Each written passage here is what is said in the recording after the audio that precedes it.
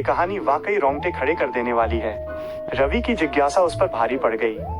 चलिए इस डरावनी कहानी को थोड़े और रोमांच और गहराई के साथ फिर से बुनते हैं।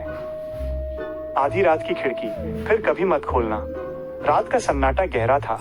घड़ी की सुइयां जब 12:17 पर एक दूसरे के ऊपर आईं, तो रवि के नए फ्लैट की हवा जैसे भारी हो गई।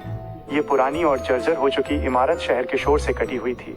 रवि को शिफ्ट होते समय पड़ोसियों की वो अजीब सी चेतावनी याद आई, बेटा इस कमरे की खिड़की रात को कभी मत खोलना।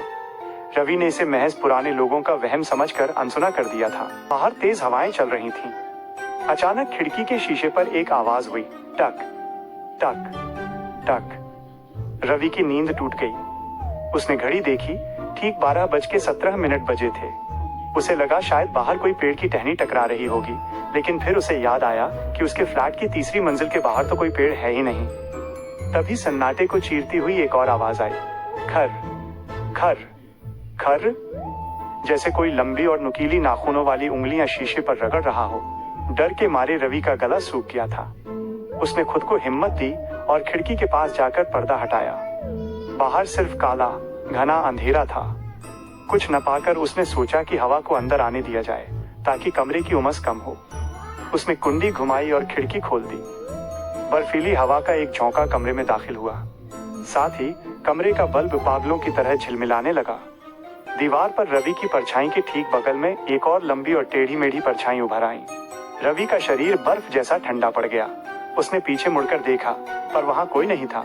लेकिन जैसे ही उसने दोबारा सामने देखा, उसके कान के बिल्कुल पास एक ठंडी और कंपकपाती आवाज गूंजी, शुक्रिया मुझे अंदर बुलाने के लिए।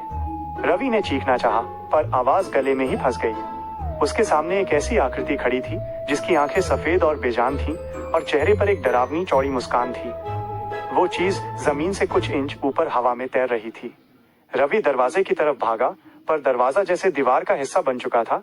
न हैंडल था न कुंडी। पीछे से खिड़की धड़ाम से बंद हो गई। अब कमरे के अंदर से आवाज आने लगी, टक टक टक।